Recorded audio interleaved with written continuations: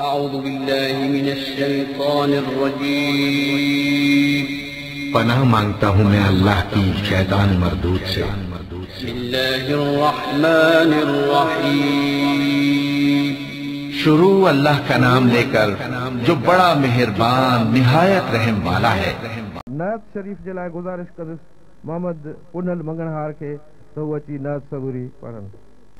कुंज करीब जूं वादायूं वाह, मन मुरादूं पुनियूं थियूं सरायूं साह, आंदा दिल बर अल्लाह सॾ मुईअ जा साब थिया।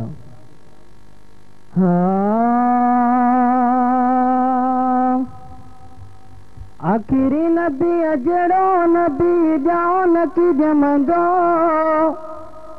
भगन वारी उम्मत खे आयड़ो नबी मिलंदो। जंहिंजे ॼमण सां जग चोरो शिनई ख़ुशी मलाई मलाई कन वॾो शान बीबी आमना जो थियो, जंहिंजे लाॾले हो मेराज कयो पंहिंजी उम्मत जे छुटकारे लाइ जेको हुयो रोवंदो। भगन वारी उम्मत खे आयड़ो नबी मिलंदो।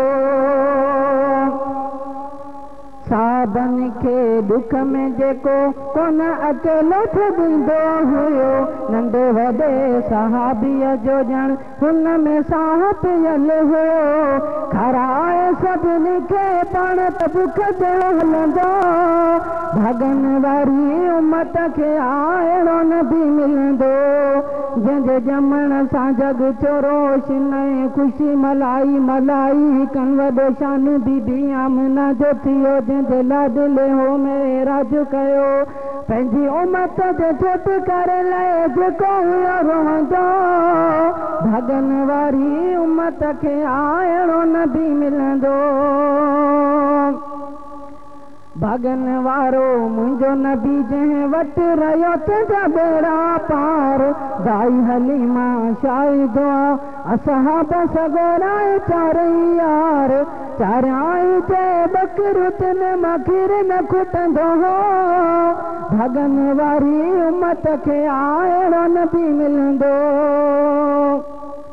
ख़ुदि सभिनी नबियनि जूं हिकु वक़्तु हुओ मौजूद जंहिंमें शेर ज़ुबान सब्र वारो हसीन जमील इख़लाक़, जंहिंमें ख़ुदा जे कल चढ़ी सोआ घटि वधि बकंदो। भगन वारी उम्मत खे आयड़ो नबी मिलंदो।